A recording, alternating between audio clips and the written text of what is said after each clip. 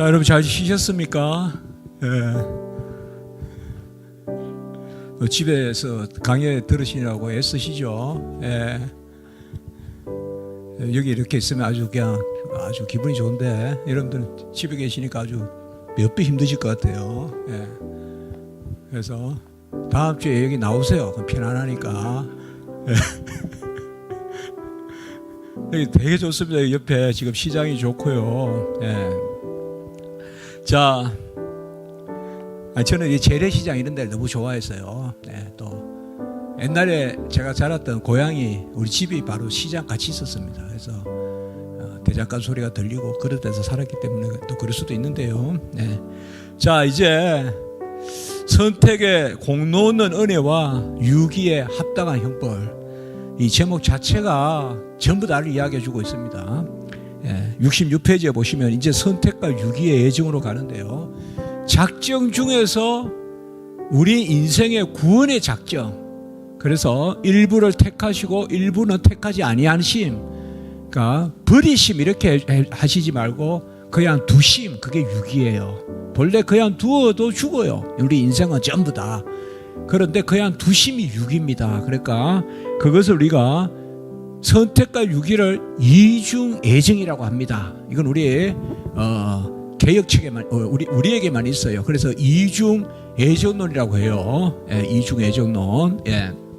그래서 작정 중에서 선택과 유기, 일부는 택하시고 일부는 두심, 이거를 우리가 예정이라고 해요. 그래서 앞으로 예정이라는 말은 우리 인생의 구원과 관계될 때 사용하는 단어예요. 굳이 말한다면 그래도 뭐 쓸 수는 있어요.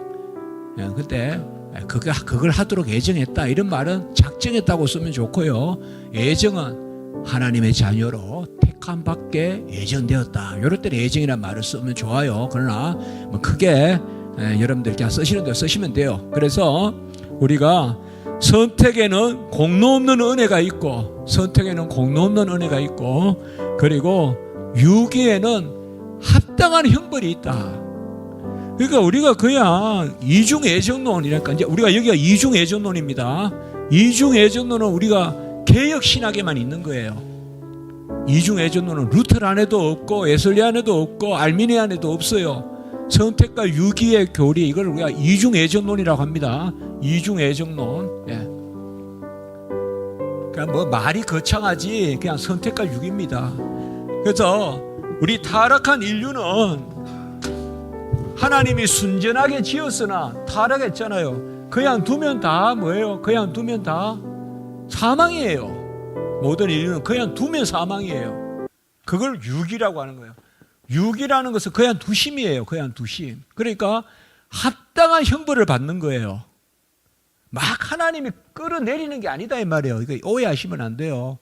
죄도 없는데 하나님이 짓밟아 내리는 거, 그게 유기가 아니라 모든 인류를 순전하게 지었는데, 순전하게 순수하고 완전하게 지었어요.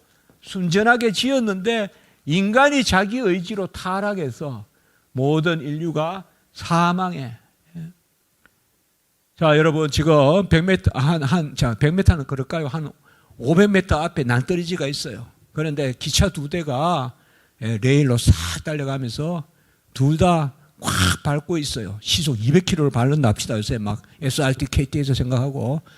그럼 그냥 두면 뭐예요? 둘 다 어디로 떨어집니까? 필이 낭떠러지로 떨어져서 죽겠죠. 필이. 그거는 누구 탓입니까? 차를 엑스레이드를 밟고 지금 몰고 가는 그거죠.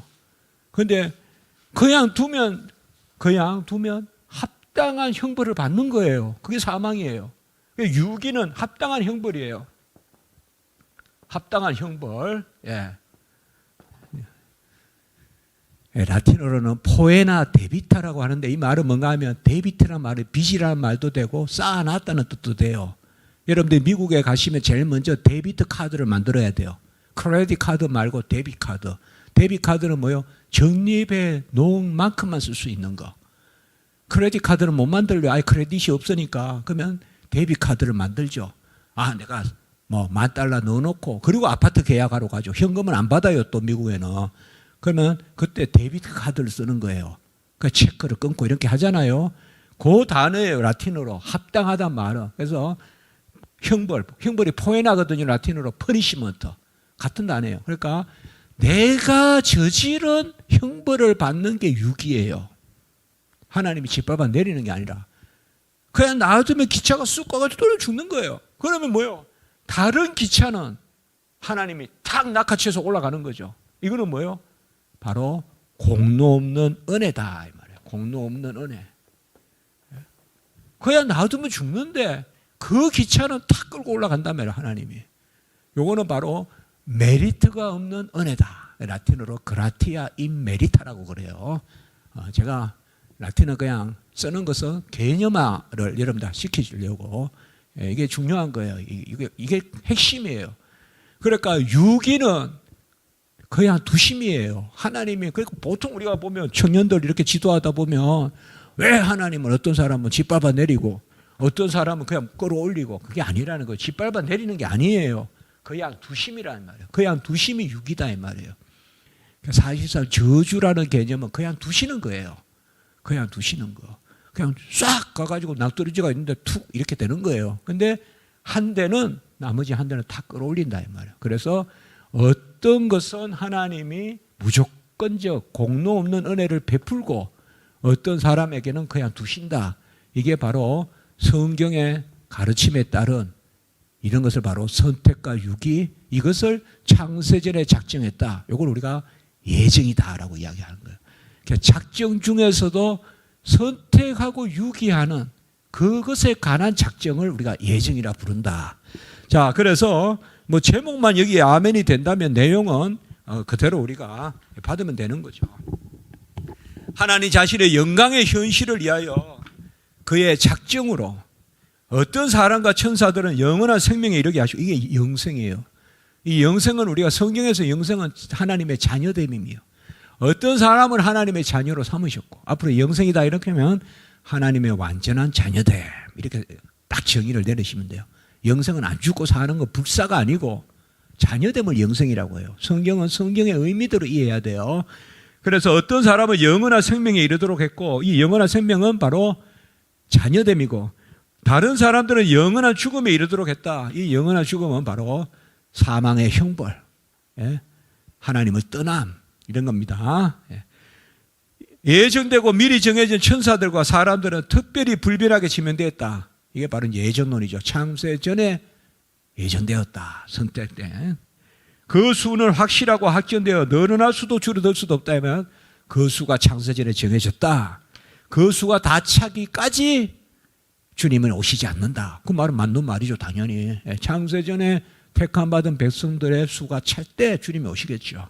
그건 우리가 아무도 알 수 없죠. 제가 오늘 뭐 서울 올라가기 전에도 오실 수 있죠. 그러니까 그 부분입니다. 자, 밑에 보겠습니다. 하나님은 로마서 8장에 보면 얼마를 아시고 정하시고 자녀 삼으셨고 나머지는 그냥 내버려 두셨다. 이거 유기다 이 말이에요. 그냥 두심.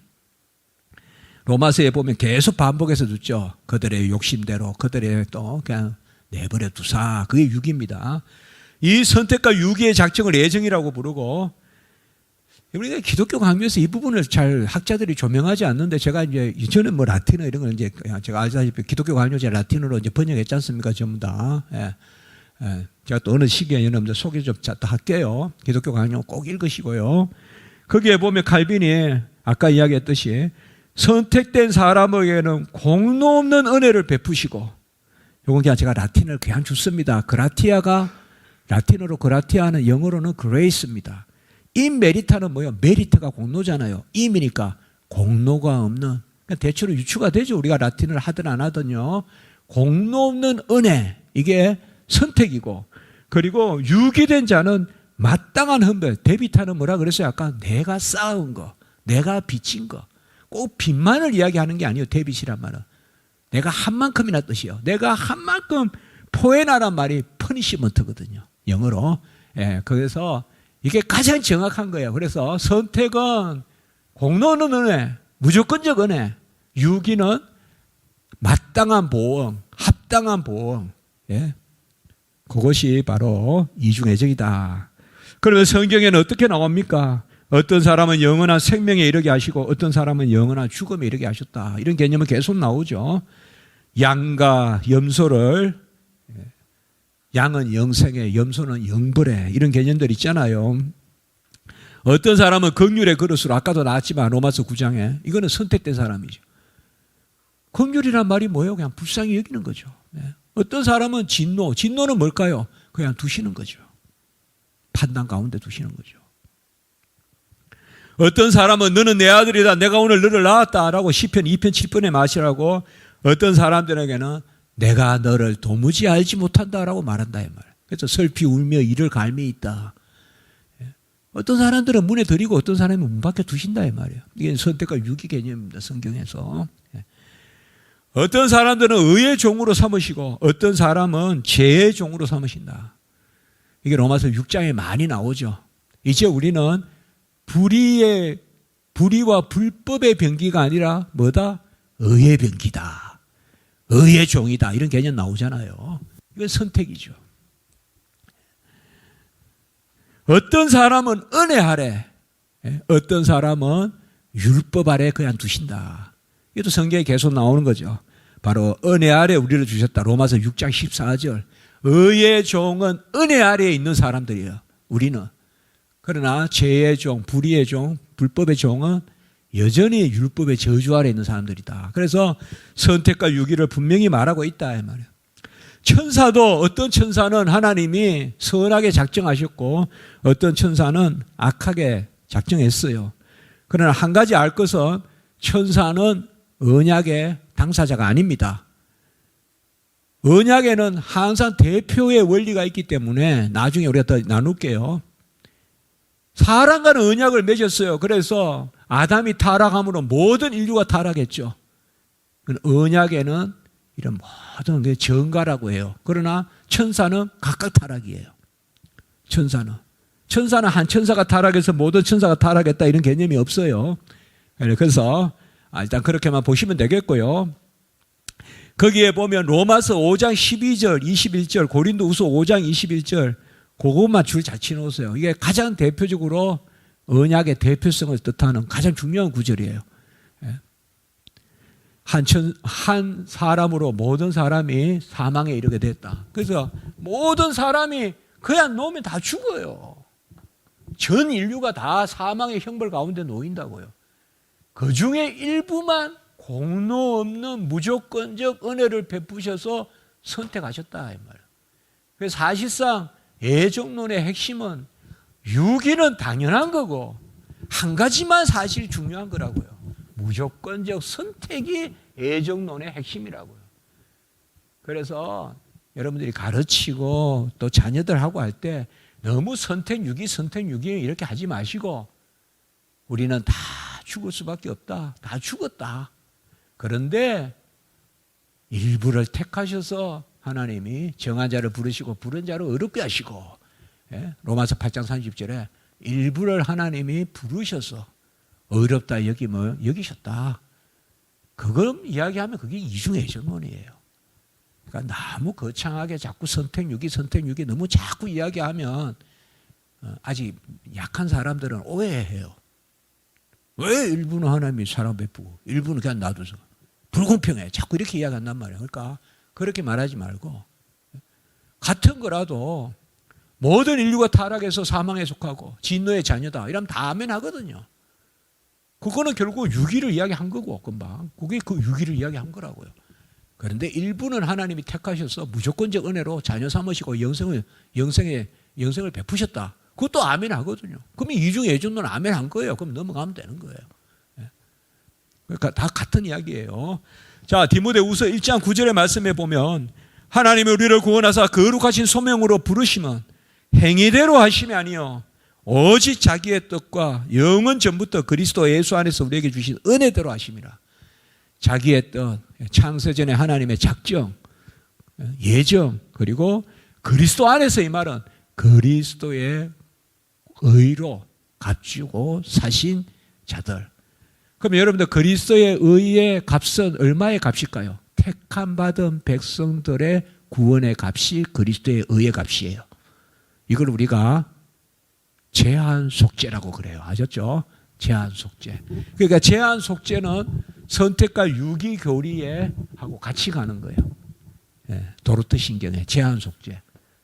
제한 속죄 말은 뭔가 하면 예수님의 값은 택함 받은 백성들을 위해서 합당한 값이다. 그게 제한 속죄입니다. 그렇게 아시면 됩니다. 자, 그래서 그 밑에 오직 택함을 입은 자는 적다. 청함을 받은 자는 많지만 이 청함은 복음 전파예요. 복음을 들은 자는 많지만 택함을 입은 자는 적다. 아멘 하는 자는 적다 이 말이에요. 그래서 청함을 받은 자는 많지만 이거는 외적인 부름을 받은 사람은 많지만 택함을 입은 자는 적다. 이거는 내적인 부름을 받은 사람은 적다. 그래서 앞에를 외소라고 하고 뒤에를 내소라고 해요. 부르심을 소명이라고 하잖아요. 그래서 복음을 전한다는 것은 외적 소명이에요. 우리가 이 시장에 다 전해야 되잖아요. 그 청함을 받은 사람은 많으나 택함을 받은 사람은 적다. 오직 남은 자만 구원을 얻고 그 밑에 택함을 받은 자의 수는 확실하고 확정되어 있다. 그 총수를 우리는 뭐라고 하느냐? 보이지 않는 교회라고 합니다. 아셨죠? 우리가 매주 교회에 가죠. 그거는 보이는 교회예요. 가시적 교회라고 하고요. 나중에 또 교회 이야기하겠지만 택함 받은 백성들의 총수가 있다. 그 수가 차기까지 구원을 이루신다. 그리고 마지막 때 주님이 오신다.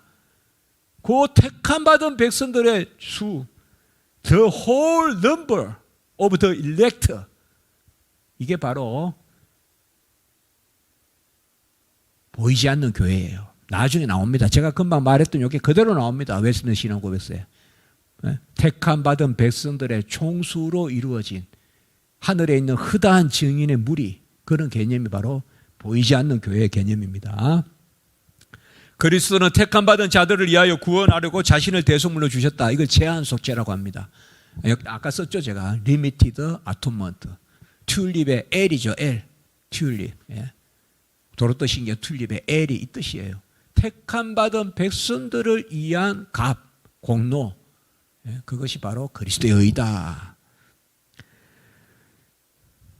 선한 목자인데 양은 목자의 음성을 아는데 어떤 양만 알까요? 택함 받은 양만 알죠.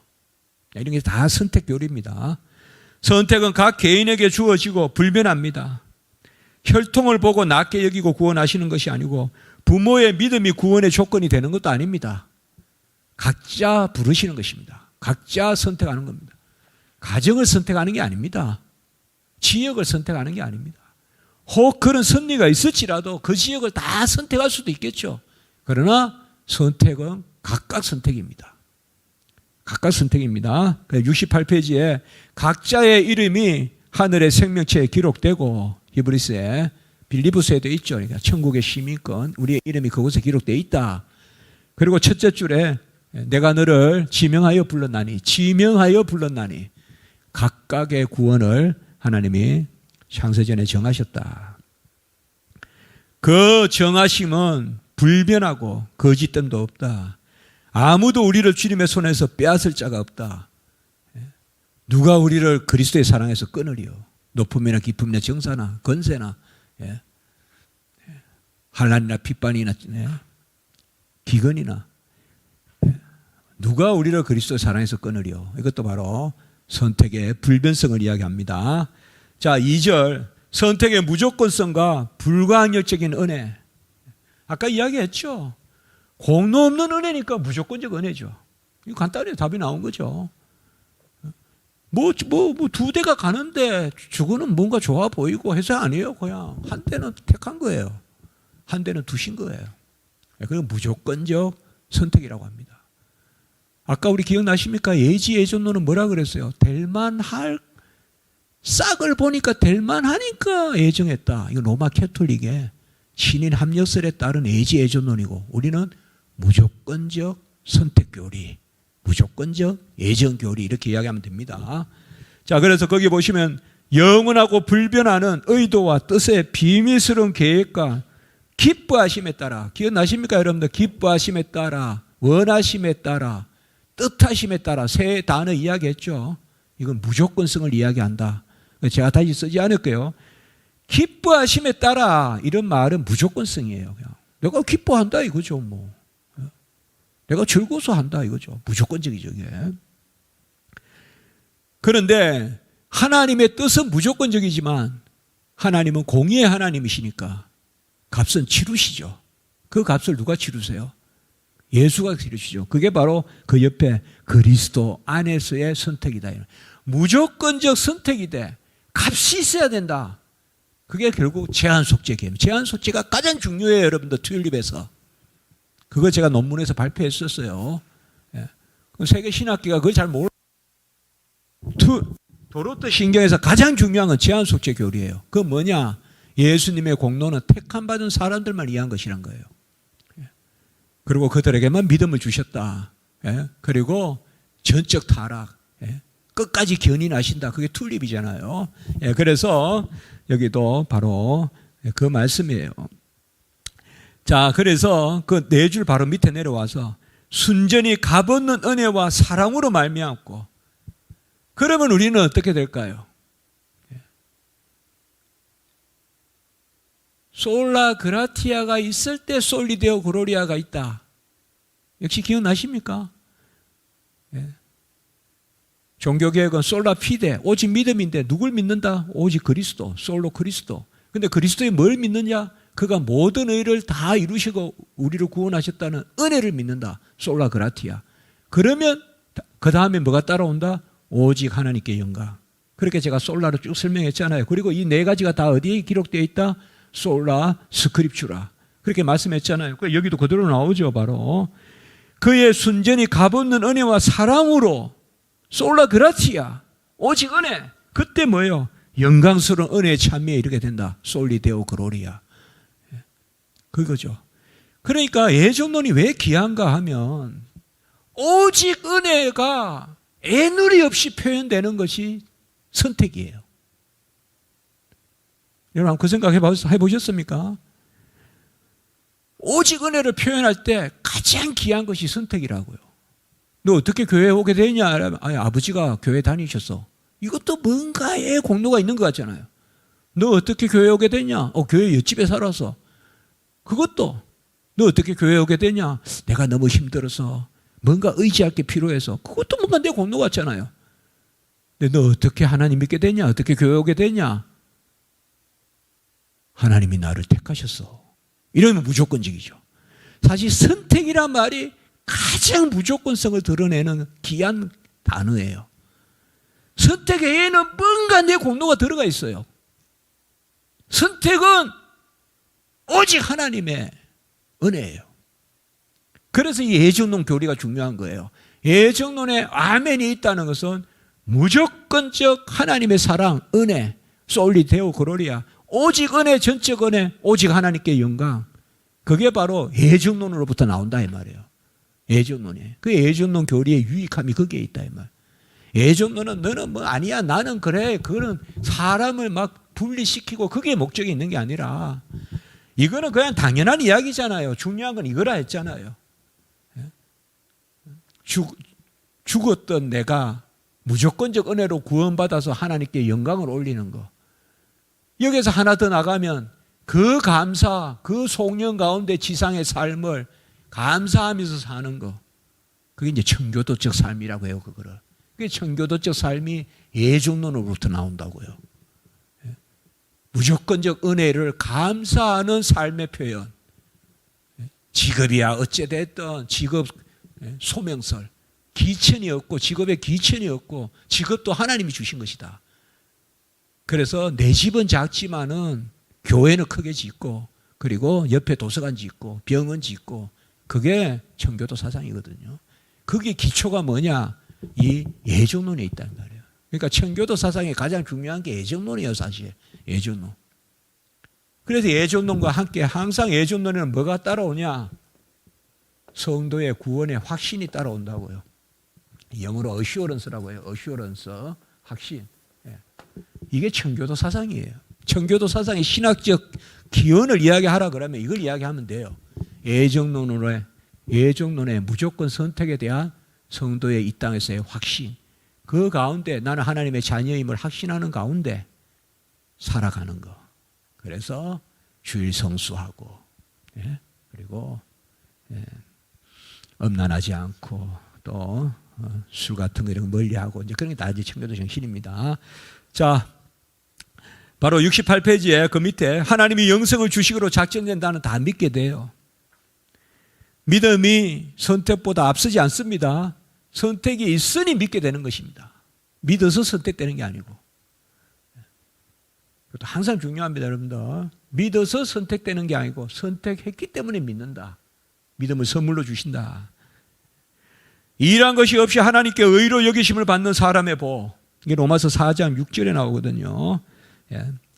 4장 4절에도 나오고 6절에 나오는데 4장 6절에 가장 대표는 일한 것이 없이 하나님께 의로 여기심을 받는 사람들의 복. 이게 바로 무조건적 은혜, 무조건적 선택의 그러한 하나님의 복이죠. 회개에도 아무 공로가 없어요. 회개도 선물로 주어지는 거예요, 사실은. 믿음도 선물도 회개도 선물이고 다 은혜로 주어지는 것입니다. 그 앞에 뭐가 있습니까? 선택이 있는 것입니다. 선택이.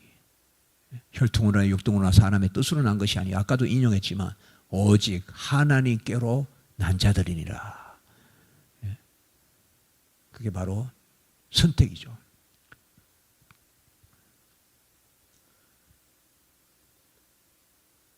우리가 시편 32편에도 이게 잘 나오면 불법이 사함을 받고 죄가 가려움을 받는 것은 하나님이 인정하지 않고 정죄하게 하는, 그러니까 복되다고 했지 않습니까?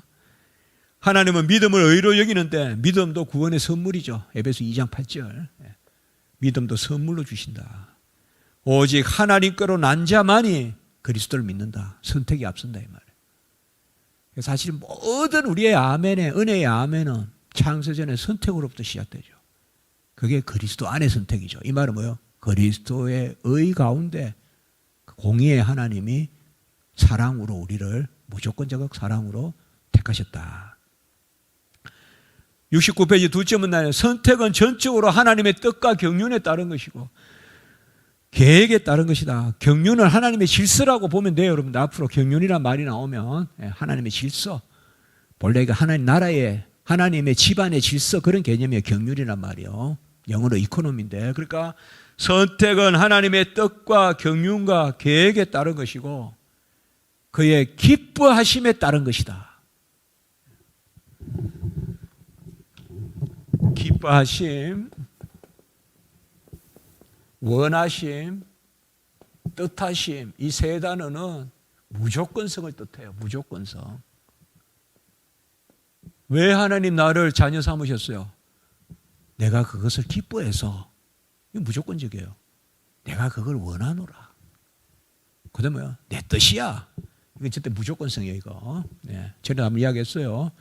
그러니까 하나님이 기뻐하셔서 우리를, 기뻐하심을 입은 사람들 중에 평화로다. 지극히 높은 곳에서는 하나님께 영광이요, 땅에서는 기뻐하심을 입은 사람들 중에 평화로다. 기뻐하심을 입는다. 그게 택함받은 백성이라는 것이죠. 택함받은 백성이다. 흉악한 강도도 구원하시고 이방 백부장도 십자가에서 누가 이는 진정 하나님의 아들이셨다라고 고백한 사람은 이방 백부장이에요. 가장 칼을 휘둘고 사람을 많이 죽이고 자기도 언제 죽을지 모르는 가장 살벌한 삶을 사는 게 백부장이에요. 그 당시에. 근데 성경에는 보면 그 백부장이 자주, 이 백부장은 다 이방 백부장이에요, 여러분들.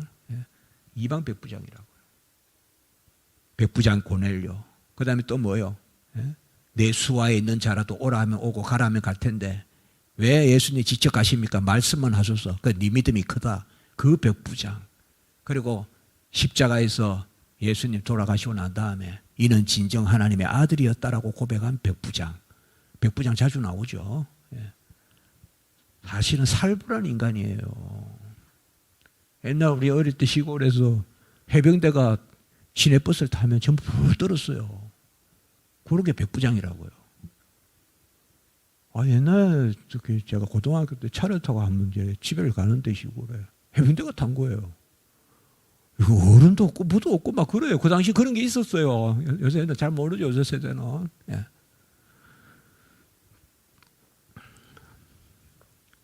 그게 백부장이에요. 아니, 백부장 미안합니다. 백부장. 예. 하여튼 전쟁이 일어났다 이러면 제일 앞에 칼로 싸워야 된다고요. 얼마 사람의 성정이 모질겠어요. 얼마 힘들겠어요. 언제 죽을지 모르고 또 남을 죽여 살고. 그런 사람이 가장 예수님을 고백하고 이런 것이 뭐예요? 택하셨기 때문에. 믿음이 앞서는 것이 아니라 택하심이 앞선다. 아멘. 믿음이 앞서는 것이 아니라 택하심이 앞선다. 백부장의 믿음을 칭찬했다. 그러니까 백부장의 믿음이 있어서 백부장을 구원했다. 그렇게 보면 안 되고 백부장을 택하셔서 믿음 주셔서 백부장의 고백이 있다. 모든 것에 택하심이 앞선다. 사유하심이 나로 말미암은 것이 아니에요. 아까 혈통으로도 육정으로도 사람의 뜻으로도 아니고 오직 하나님께로 난 자다. 이건 너무 중요한 말씀이에요. 요한복음 1장 13절, 12절 13절. 네. 왜 이렇게 할까요? 하나님은.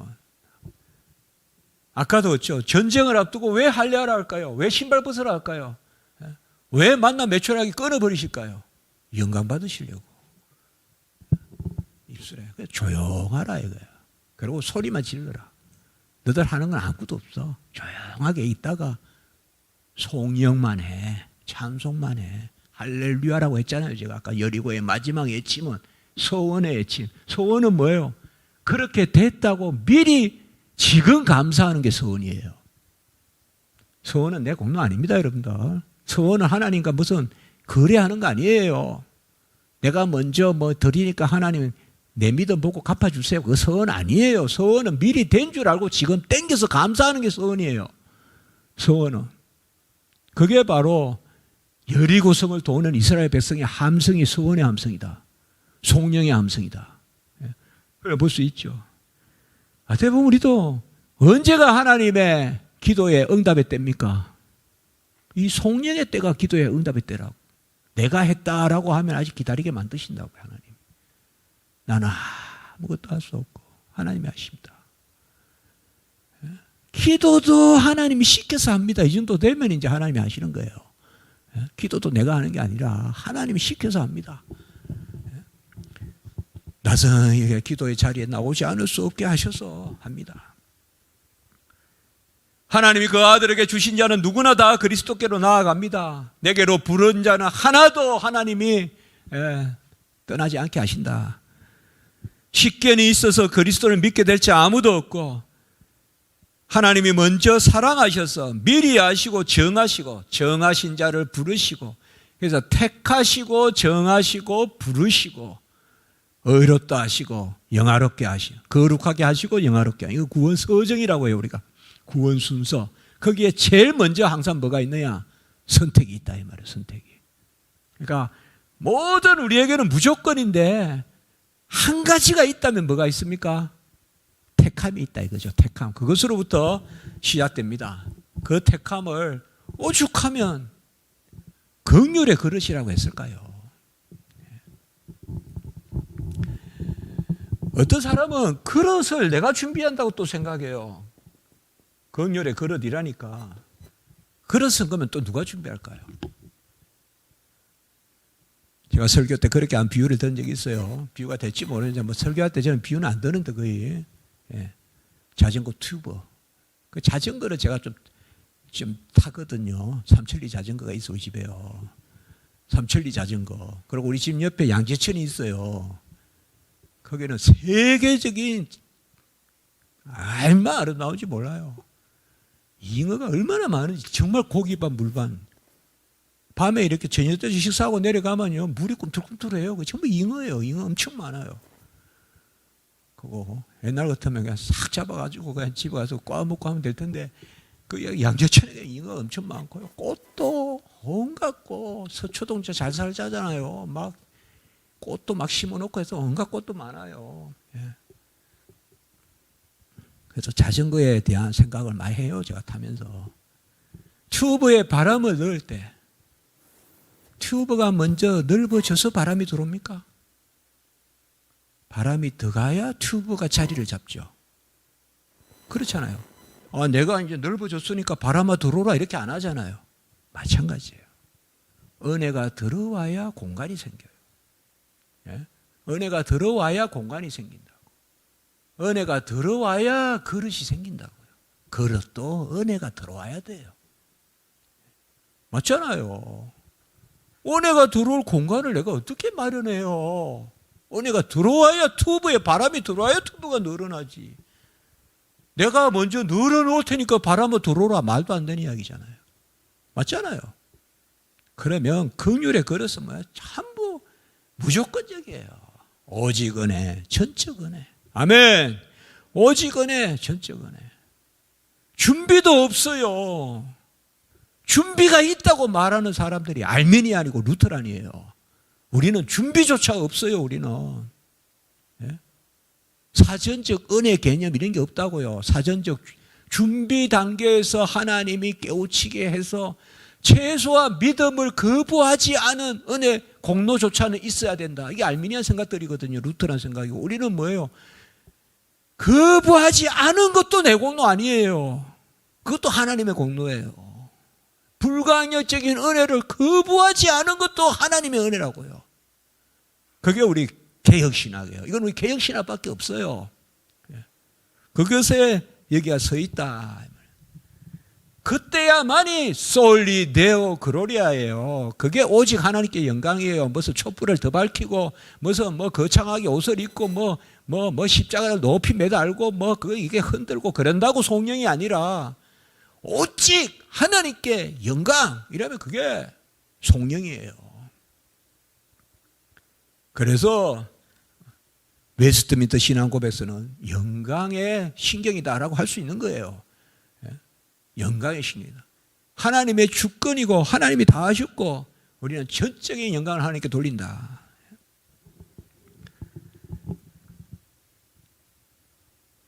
먼저 사랑하셔서 우리를 부르시고 정한 때에 그런데 창세전에 창조도 하기 전에 인간을 짓기도 전에 타락은커녕 짓기도 전에 작정하셨다 이거예요. 구원을. 우리 타락 전 애정설이라 그래요. 타락 전에 벌써 애정했다. 그거는 창조 전에 애정설하고 똑같은 말이에요. 창조 전에 애정했다. 그래서 이제 때가 되어 우리를 이때 이 땅에서 부르신다. 그걸 우리가 소명이라 합니다. 자, 선택의 필이 따르는 소명입니다. 이게 이제 효과적인 소명이란 말은 아까 이야기했죠. 제가 내적 소명이라고도 해요. 뭐냐면 복음이 떨어지는 거, 기에 떨어지는 거는 청한 사람은 많으나 택한 사람은 적다 그랬잖아요. 우리 주님께서. 귀로 듣는 복음은 많이 들어요. 사람들이. 여기 시장에도 가도 전하면 듣고. 그러나 아멘 하는 사람은 이걸 효과적인 소명이라 그래요. 내가 그 말씀을 듣고 아멘 하는 사람들. 이걸 우리가 내적 소명이라고도 해요. 이제 심령이 아멘 했다는 거죠. 이건 누구예요? 택함 받은 사람들만 아멘 하는 거죠. 그거예요. 그래서 효과적인 소명과 의롭다 함과 거룩하게 함과 영화롭게 한다. 이건 우리가 일단 구원 서정이라고 해요. 이거를. 서정이란 말이 조금 일본식 표현인지 모르겠는데 구원 순서라는 말이에요. 구원 순서. 네, 우리 선배님들 박영yon 박사님 같은 선배님들 구원 서정이라고 썼어요. 구원 서정은 간단해요. 제일 먼저 뭐가 있다? 선택이 있고 그 다음에 뭐가 있다? 바로 크게 보면 선택, 칭의, 성화, 영화 이렇게 하면 돼요. 선택이 있고 칭의가 있고 성화가 있고 영화가 있다. 이렇게 이야기하면 돼요. 칭의의 단계에 동시에 일어나는 게 소명도, 중생도, 회개도, 자녀 사모심도, 믿음도 같이 일어나요. 칭의의 단계. 그래서 우리 보통은 구원 서정은 이렇게 이야기하면 돼요. 선택과 칭의와 성화와 영화. 지금 우리는 다 어느 단계에 있어요? 성화 단계에 있죠. 그렇죠? 그러니까 그걸 여기 이야기합니다. 자, 여기는 긴데 다 제가 읽지는 않을게요. 그러나 69페이지 마지막 줄에 그리스도를 믿는 믿음에 이르도록 때에 맞게 역사하시는 그의 영에 의해. 자, 이제 웨스트민스터 신앙 고백서에서 그의 영, 이때 그는 분명히 그리스도의 영이거든요. 로마서 8장 9절에. 이거 좀 주목할 필요가 있어요. 물론 성령 외에 그리스도의 영이 따로 있지 않아요. 근데 아까 우리가 기억나시죠? 성령은 성부 그리고 성자로부터 나오신다 그랬죠. 예. 그러니까 이런 개념이 뭔가 하면 우리가 받은 보혜사 성령은 그리스도의 의를 다 우리 거 삼아 주시는 영이다. 그 개념이에요. 그게 웨스트민스터 신앙고백서에 아주 강하게 나타나요. 그리스도의 영이라는 개념. 로마서 8장 9절 그리고 고린도전서 1장 19절. 고린도전서입니다. 제가 헷갈립니다. 제가 1장 19절 그리고 아까 말했던 고린도후서 빌립보서죠. 빌립보서 볼게요.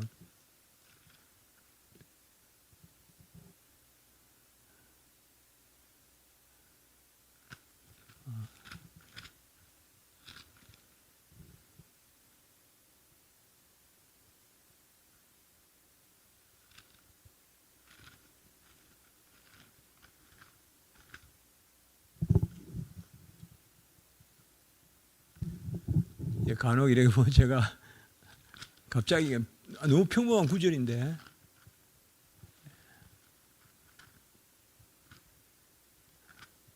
빌립보서 볼게요. 빌립보서 1장이 빌립보서예요. 빌립보서 1장 19절 예수 그리스도의 성령, 예수 그리스도의 영. 자, 이런 개념들 로마서 8장 9절에 그리스도의 영, 그 다음에 빌립보서 1장 19절에 예수 그리스도의 영, 그 다음에 고린도 후서 3장 17절에 주의 영, 이런 개념들이 다 성령이에요. 성령인데 왜 신약시대 때 그 성령을 그리스도의 영이라고 부르고 예수 그리스도의 영이라고 부르냐? 그것은 예수 그리스도께서 다 이룬 것을 우리 거 삼아 주시기 때문에. 제가 너무 길어서 읽진 않지만 참 은혜가 됩니다. 여기 70페이지에 보시면 여러분들 효과적으로 부름을 받으며 의롭다 칭함을 받고 입양되고, 효과적인 부름을 받으며 이걸 아까 뭐래요? 효과적인 소명이라 그래요. 소명, 콜링. 그리고 의롭다 칭함을 받고 칭이 입양되고, 이게 자녀 삼으심이에요. 동시에 다 일어나는 거예요. 동시에 부르심과 의롭다 하심과 자녀 삼으심이 동시에 일어나고 거룩하게 되고, 요거는 이제 그때부터 시작되는 거예요. 칭의가 성화의 시작이다 이 말이에요. 그래서 한 5절 줄 밑에 자기가 기뻐하시는 대로 긍휼을 베푸시든지, 또 기뻐하시는 대로 나왔죠. 기뻐하시는 대로 이게 뭐죠? 무조건적이다 이 말이에요. 기뻐하시는 대로 나오면 성경에서 자기 뜻에 헤아릴 수 없는 계획에 따라 인류의 나머지를 간과하시고, 이거는 이중 예전론이죠. 6기. 그래서 쭉 내려오셔서 4줄 밑에 효과적인 부르심의 확실성으로 자기들에 대한 영원한 선택을 확신한다. 이게 가장 대표적으로 이걸 강조한 사람들이 청교도라고 제가 아까 이야기했어요. 영어로는 assurance. 택함 받음을 믿는다. 이 말, 확신한다. 그러니까 그 옆 밑에 하나님에 대한 경배와 찬양과 경탄거리, 결국은 송영이죠. 우리에게 밑에 해설 제가 한 거 봅시다. 보혜사 성령이 주어지면, 보혜사 성령은 그리스도의 의를 우리 것으로 삼아 주시기 때문에 그리스도와 함께 자녀가 되고 상속자가 되는 영이고, 하나님을 아빠 아버지라 부르는 양자의 영이다. 로마서 8장 15절, 로마서 8장 9절은 그리스도의 영이라는 개념이고 상당히 중요합니다. 로마서 8장이 성령을 다루는 데 있어서 가장 중요한 장 중에 하나예요. 성령에 관해서 로마서 8장. 하나님의 아버지의 미리 아심을 따라 성령이 거룩하게 하심으로 순종하고 예수 그리스도의 핏부림을 얻기 위하여 택하심을 받은 자다. 요거 베드로 전후서에 상당히 중요한 말씀도 많이 들어있어요. 이렇게. 그럼 베드로 어부잖아요. 그런데 이 베드로 전서 후서 보면 참 물론 성경이 다 귀하지만 하나님의 미리 아심을 따라 성령이 거룩하게 하심으로 순종함과 예수 그리스도의 핏부림을 얻기 위하여 택하심을 받은 자들. 선택에 대해서 이렇게 딱 정확하게 멋있게 딱 기록되어 있는 것도 많지 않거든요. 정확하게 이렇게. 그리고 창세전에 우리를 거룩하고 흠이 없게 하시려고 에베소 1장 4절 예수 안에 선한 일을 위하여 지으심을 받은 자다. 하나님이 우리를 창세전에 택한 것은 선한 일을 위하여 창세전 우리를 지으셨다. 그래서 성령이 임하면 생명을 얻고 생활이 얻는다. 제가 표현할 때는 살아남도 살아감도 은혜다. 또 칭의도 성화도 은혜다. 칭의는 생명이거든요. 성화는 생활이거든요. 저는 살아남도 살아감도 은혜다. 칭의와 성화가 다 은혜다. 이걸 우리가 이중 은혜론 혹은 이중 은총이라 그래요. 보통 이중 은총이라는데 요새는 은총이란 말보다 은혜가 좋아요. 그러니까 이중 은혜라 그래요. 오늘 이중이란 말 두 개 있네요. 이중 예정이란 말, 선택과 유기. 이중 은혜라는 말 뭐예요? 칭의도 은혜고 성화도 은혜다. 살아남도 은혜고 살아감도 은혜다. 생명도 은혜고 생활도 은혜다. 생명만 은혜가 아니라 생명과 생활이 다 은혜다. 예?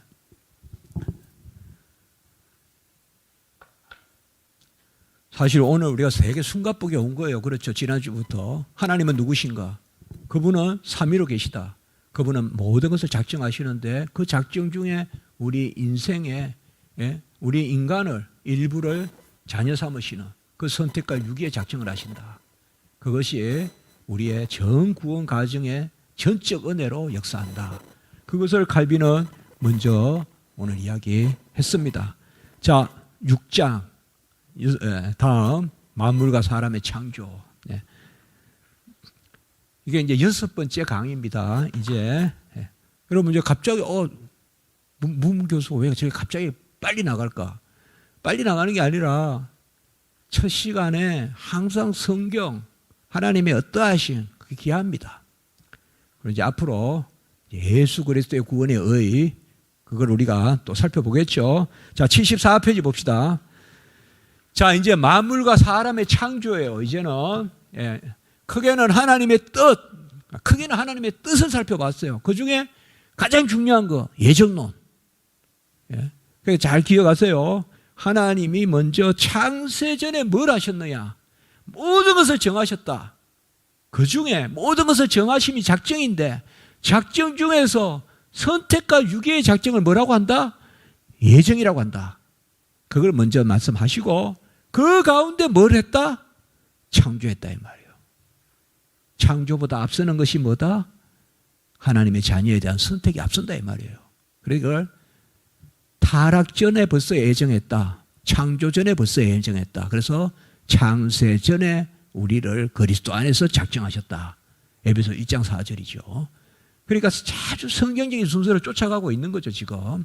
여기에서. 자, 이게 이제 4장 1조에서 2조예요. 이거는 이제 웨스트민스터에서는 4장이고, 이제 우리의 강의는 6번째 부분입니다. 자, 74페이지 봅시다. 삼위일체 하나님의 창조 경륜. 경륜은 제가 아까 뭐라 그랬죠? 질서라 그랬죠. 그러니까 이코노미란 뜻인데요. 이코노미 있잖아요. 영어로는 경제가 이코노미잖아요. 그게 본래 경영이란 뜻이고 경륜이란 뜻이에요. 이게 어디에서 나왔는가 하면 오이코스란 말이 있어요. 헬라어에. 그 다음에 노미아란 단어가 있어요. 오이코스는 집이에요. 노미아는 규범이고. 거기에서 집안의 규범, 그게 이코노미가 된 거예요.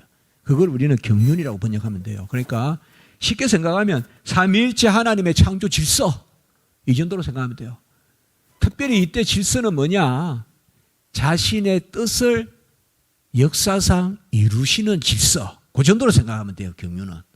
그렇죠. 하나님이 우리 집에 경륜이 있다 이러면 이제 어떻게 되면 돼요? 하나님이 우리 집을 향한 뜻을 이루시는 질서가 있다. 멋있죠? 예? 집에서도 좀 박수도 치고 아멘도 하고 좀 하세요. 예. 여기는 지금 은혜가 넘칩니다, 지금. 자, 우리를 향한 뜻을 역사상 이루는, 그래서 창세전 하나님의 작정을 역사상 이루는 경륜. 두 자로 뭘까요? 한번 맞춰보세요, 여러분들. 창세전에 하나님의 작정을, 영원한 구원의 작정을 역사상 이루어 가시는 경륜, 질서. 두 자로 뭘까요? 언약이에요, 언약. 아셨죠? 그게 언약이에요. 그게 문병호 교수의 정의입니다. 영원한 구원 작정의 혹은 구원 협약의 역사적 성취 경륜, 그게 언약이에요. 그게 제 정의예요.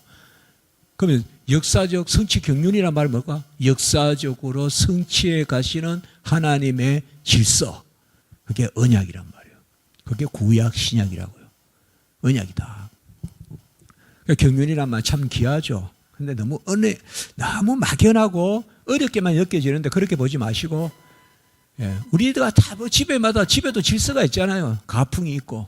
하나님 나라의 질서, 하나님의 질서, 그게 경륜이다 이 말이에요. 자, 성부, 성자, 성령 하나님은 자신의 영원한 권능, 지혜, 선함의 영광을 현시하기 위하여 모든 것은 하나님의 영광을 위하여, 이것도 지난 시간에 이야기한 거죠. 그게 우리에게 유익하다. 그렇게 했죠. 인생의 제일 목적은 하나님을 영화롭게 하는 것과 그를 즐거워하는 것이다. 소요리 문답 제1조죠. 그러니까 여기도 영원한 권능, 지혜, 선함의 영광을 드러내기 위하여 태초부터 무로부터 보이거나 보이지 않는 모든 것을, 이게 중요합니다. 일단 크게 두 가지 이야기하고 있어요. 무로부터 창조라는 거예요. 이거 무슨 말일까요? 제가 밑에 좀 더 설명할게요. 나중에. 창세전에는 하나님만 계셨다 이거예요. 아무것도 없습니다. 유일 존재입니다. 하나님만 계십니다. 시간도 없습니다. 공간도 없습니다. 하나님만 계십니다. 그런데 그 하나님은 삼위 하나님이십니다. 그래서 스스로가 스스로에게 말씀이시고 살아계시고, 그래서 아무 대상이 없는데도 하나님은 영원한 말씀이십니다. 삼위일체니까. 이건 지난 시간에 제가 아주 길게 강조하면서 이야기했어요. 하나님의 속성에 대해서, 자존성에 대해서요. 그런 것이 귀합니다.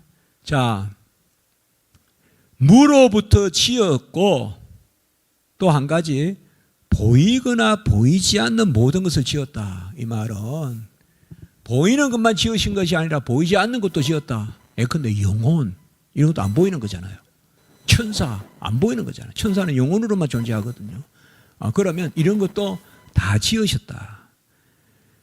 심히 선한 모든 것을 엿새 동안 창조하거나 만들기를 기뻐하셨다. 태초에 하나님은 천지를 창조하시니라. 창조는 역사적 사건이며, 제가 이렇게 표현했습니다. 역사가 시작된 사건이다. 이 말은 우리가 성경에서는 역사라는 말은 시간의 시작을 의미합니다. 아셨죠? 세상에서는 역사다 이라면 문자의 기록을 역사시대라 하잖아요. 청동기 시대부터. 그러나 성경은 그렇게 하지 않습니다. 성경은 창세부터가 역사다. 그러면 바로 잘 표현됐죠. 역사적 사건이고 역사가 시작된 사건. 이 말은 하나님이 시간도 지으셨다 이 말이에요. 시간도 지으셨다. 하나님은 하늘과 땅과 그 가운데 있는 모든 것을 엿새 동안 지으시고 일곱째 날에 안식하셨어요. 창세기 2장 있죠. 이때 모든 것에 창세기 2장 1절 2절에 나오잖아요. 이 모든 것에 뭐도 포함된다? 천사 창조도 포함돼요. 그러니까 성경에 천사 창조는 없지 않습니까? 이렇게 말하는데 창세기 2장 1절 2절 말씀하시면 돼요. 모든 것을 지으셨으니 그 안에 보이는 것과 보이지 않는 것, 천사 모든 창조하셨다 이 말이에요. 보이는 것과 보이지 않는 것이 모두 하나님의 작품이고 창조의 주체는 삼위일체 하나님이다. 당연하죠. 하나님의 존재만 있고 하나님이 지으셨죠. 세계에 있는 모든 것이 성부 하나님에게서 났고, 고린도전서 8장 6절 그가 명령하심으로 하늘에 하늘도 존재하게 되었고, 시편에 다 나오는 말씀입니다. 성자이신 말씀으로 지으셨고 모든 피조물보다 먼저 나신 아들로 말미암지 않고 지어진 것은 아무것도 없다 이 말. 이걸 우리가 창조 중보란 말도 써요. 모든 것을 아들로 말미암아 지었다. 말씀으로 지었다. 이런 성경 구절들은 꼭 보시기 바랍니다. 요한복음 1장 3절, 히브리서 1장 2절 만물이 그로 말미암고, 이때 그는 말씀이거든요. 요한복음에 또 히브리서에 말씀으로 말미암아 지었다. 이러한 성부와 성자의 창조에 있어서 그 역사 작용, 능력과 작용, 그거는 성령에게 돌려진다. 그러니까 결국은 아버지, 아들, 성령의 삼위일체 하나님의 역사다. 하나님이 자기의 영을 보내셔서 만물을 창조하셨다. 태초에 계신 삼위일체 하나님이 태초에 천지를 창조하셨다. 태초는 시간의 시작입니다. 태초를 하나님이 창조하신 것입니다. 시간은 시작이 있습니다. 영원은 시작이 없습니다. 하나님은 영원한 존재십니다. 그러면 유일하게 시작이 없으신 존재는, 완전한 영원한 존재는, 우리는 끝은 없어요. 시작은 있으나 그래도 영원이라 해요. 우리는 영생이라 하고. 그러나 시작도 없으신 분이 있죠. 그분이 누구예요? 하나님밖에 계시지 않아요. 하나님은 시작이 없다. 초대교회 아리우스라는 이단이 있어요. 그 이단이 정제된 게 바로 예수님은 시작이 있다, 이렇게 해서 정제됐어요. 이단으로. 성자도 성부도 성령도 동일하신 분, 한 분이시고 실체와 본질이 동일하잖아요. 시작이 없죠. 우리는 시작은 있어요. 모태에서 조성될 때. 그러나 끝은 없어요. 영원해요. 영생이에요. 영원히 하나님의 자녀로 삽니다. 산이 생기기 전, 땅과 세계도 주께서 조성하기 전 영원부터 영원까지 주는 하나님이십니다. 사실 영원은요, 뭐부터 뭐까지 이렇게 쓸 수가 없습니다. 그건 다 시간 개념이에요. 그러나 우리 인생에 이 용어 표현을 할 수가 없는 거예요, 영어는. 여러분, 창세 전에, 창세부터 시간이 있는데, 시간이 있어야 전후 개념이 있는데 무슨 전이 있겠어요? 우리는 사실 영혼에 대해서 아무도 몰라요. 한 가지만 확실히 알아요. 하나님은 영원하신 분이란 것만 알아요, 우리는. 그래서 제가 언젠가 그랬어요. 어거스틴의 영혼에 대한 시간관념, 이런 거 논문을 썼는데, 어느 학생이 제가 그렇게 이야기했어요. 영혼은 하나님을 아는 자만이 아는 것이다. 어떤 철학자도 영혼을 이야기했지만 영혼을 알 수 없다. 인간이 이미 시공에 던져진 존재로서 어떻게 개미가 코끼리를 다 볼 수가 없잖아요. 너무 가까이 보면 못 보고, 또 너무 떨어지면 눈이 어두워서 안 보이고, 너무 가까이 가면 코끼리가 커서 못 보고. 시간에 갇힌 우리가 어떻게 영혼을 아냐고요. 영원하신 하나님을 알면 그분의 어떠하심을 통하여 영혼을 아는 것이지. 지난 시간에 했잖아요. 시간적 무한성은 영원성이다. 공간적 무한성은 무변성이다. 변이 없다 이 말이에요. 공간의 시작과 끝이 없단 말이에요. 그게 공간적 무한성이고, 시간적 무한성은 바로 영원이다. 시작도 끝도 없고.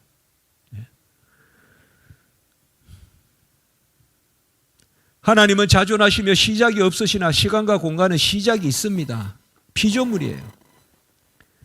그래서 시간과 공간 가운데 지어졌다 하면 안 돼요. 인하면 안 돼요. 없어요, 그때는. 시간과 공간도 함께 지었다고 해야 돼요. 위드라고 해야 돼요. 유명한 이야기입니다. 그래서 하나님은 시간 안에서 창조하신 것이 아니라 시간과 함께 창조하셨다. 시간도 창조하셨다 이 말이에요. 시공을 지으시면서 시공에 두신 거예요. 창조는. 그래서 창조가 없을 때는 시공이 없습니다. 하나님만 계십니다. 그 하나님은 영원하십니다. 영원은 시공에 꼭지가 없습니다. 변이 없습니다. 가가 없습니다. 영원부터 영원까지 만유 위에 계시고, 만유를 통일하시고, 만유 가운데 계시고, 뭐 어떻게 표현하든지 표현할 수가 없습니다. 사실은 만유를 지으신 분이니까. 만유에 갇히신 분이 아니니까. 전혀 아무 존재도 없는데 모든 존재를 있게 하신 분이니까. 하나님은 무엇이 있는 데서 무엇을 가지고 만드신 것이 아니라, 기억나십니까 여러분들? 하나님은 수여자시되 조성자로서, 창조자로서 수여하신다. 지난주에 말씀을 드렸죠. 지으신 분이 주시는 분이고, 주시는 분이 보존하시고 통치하는 분이시다. 같이 합니다. 창조주가 수여자시고, 수여자가 보존자시고 통치자시다.